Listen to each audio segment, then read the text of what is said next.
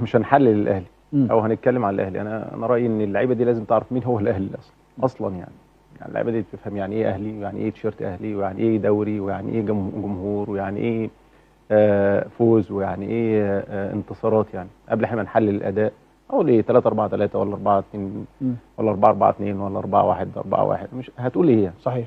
انت محتاج الناس دي تعرف يعني ايه الاهلي، تعرف يعني ايه الاهلي اللي هو عنده العقليه، يعني ايه الاهلي اللي عنده الشخصيه، يعني ايه الاهلي اللي عنده الصرامه، يعني ايه الاهلي اللي عنده الشراسه، يعني ايه الاهلي اللي عنده الروح، يعني ايه الاهلي اللي عنده الرغبه، يعني ايه الاهلي اللي عنده النخوه.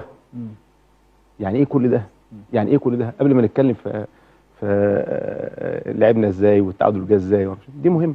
يعني ايه تروح تلعب مثلا نهائي افريقيا وانت ب 14 لعيب ولا 15 لعيب وتاخد البطوله وتيجي؟ يعني ايه تبقى موجود ما فيش دوري اصلا وتاخد بطوله افريقيا اللي هي الاقوى والاكبر والاعظم وكل حاجه مرتين ورا بعض؟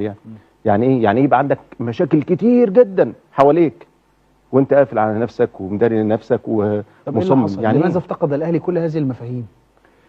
حاجه لازم يبقى في حاجات المختصين جوه اللي يقولوها. مش عيب ان انا يبقى عندي حاجه واقول ارفع ايدي واقول انا عندي مشكله. ايه المشكله فيها؟ لكن ان انا اكترها هو ده المشكله. المشكله فين؟